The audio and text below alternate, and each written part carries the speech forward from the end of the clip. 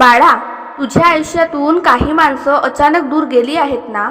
तू त्यांना थांबवण्याचा खूप प्रयत्न केला, पण ते गेलेच.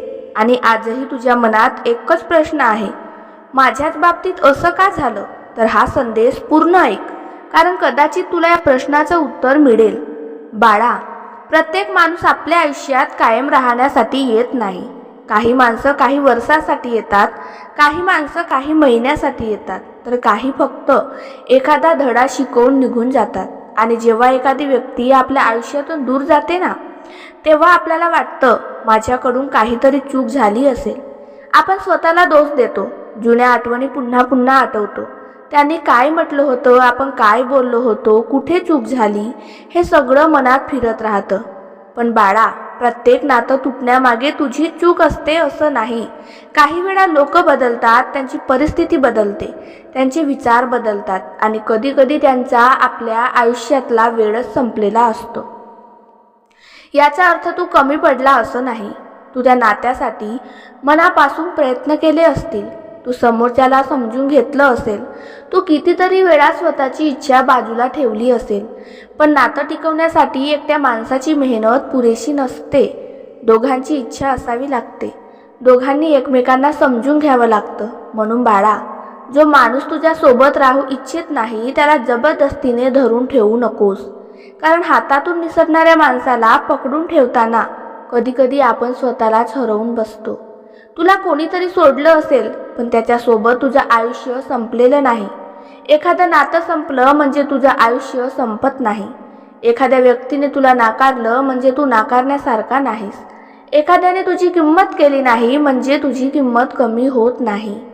हिरा जमिनीवर पडला म्हणून तो दगड होत नाही. त्याची किंमत तशीच असते, फक्त योग्य माणसाला ती ओळखता आली पाहिजे. म्हणून बाळा, ज्यांनी तुला सोडलं त्यांच्या मागे धावणं थांबव. ज्यांनी तुझी आठवण येत नाही त्यांच्यासाठी रात्रभर जगणं थांबव. ज्यांना तुझं प्रेम दिसलं नाही त्यांना पुन्हा पुन्हा तुझं मन समजावून सांगणं थांबव.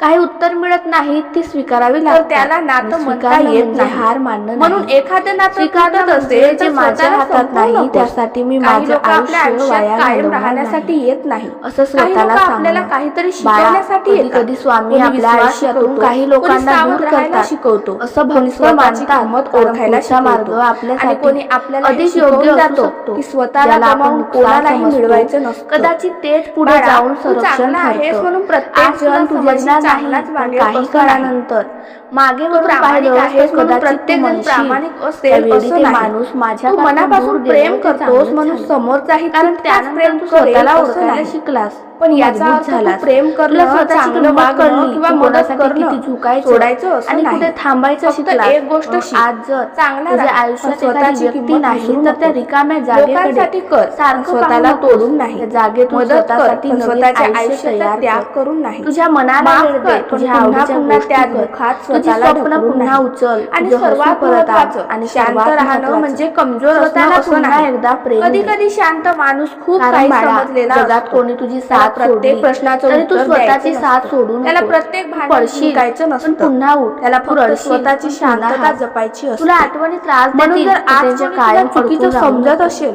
तर थोडंसं समोर अजून खूप वेळेला काम करू दे. अजून खूप सुंदर दिवस आहे, अजून अशी माणसं करावी लागत नाही ज्यांना तुझ्या सत्य स्वतःच समोर येतं.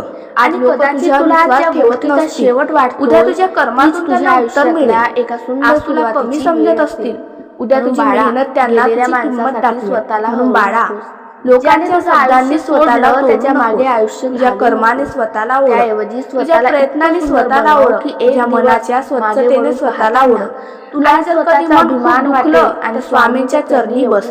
काही माझ्यासाठी एवढं माझ्यावर कोणी विश्वास ठेवला माझ्यासाठी योग्य आहे, स्वतःवरचा विश्वास सोडू देऊ नका. कारण बाळा, प्रत्येक जाणारा माणूस नुकसान स्वीकारलं नाही काही आपल्याला पुढे स्वतःला मोकळं करून जातात. आजपासून प्रत्येकाला स्वतःच एक गोष्ट पक्की समजावून सांगणे. माझ्यासोबत राहिलं तर मी त्याची कदर करायचं आहे, ते समजून गेलं तर मी स्वतःला गैरसमज करून घ्यायचा. प्रवास हजार बाकी आहे बाळा, दिली फक्त एक वेळ गेली आहे. तुझं शांत आयुष्य काम